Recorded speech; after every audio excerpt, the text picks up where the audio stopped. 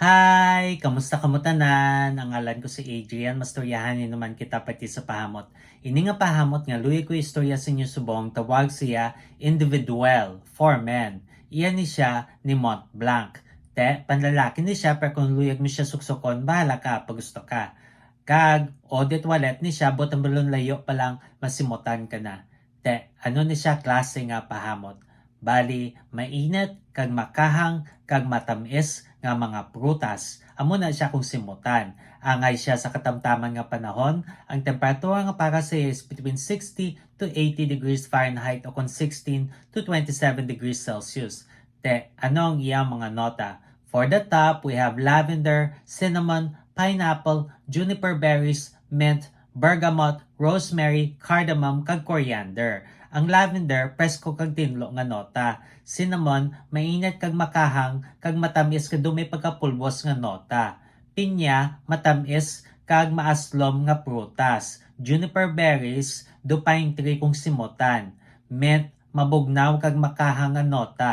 Bergamot, mahamot nga citrus. Rosemary, manamit nga nota kay ginagamit sa pagluto. Cardamom nga pampakahang, kag coriander nga matamis nga swabe nga makahang nga nota.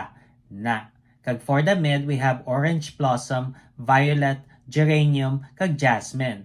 Ang orange blossom, presko kag matamis nga puti nga bulak. Violet, do may pagkupulbos kung simutan. Geranium, do berde nga rosas nga nota. Jasmine, matamis nga puti man nga bulak.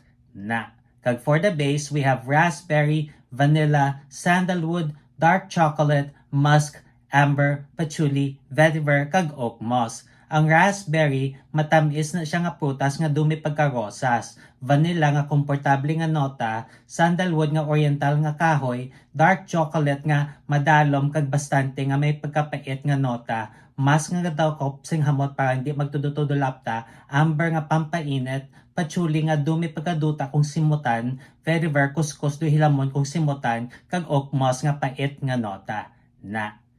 Kabay pa nga namian kamo sini nga pahamot. Kag kung may ibang pa kamo mga pahamot nga luyag story sa akon, ibili na lang sa comment section. So naman, bye-bye.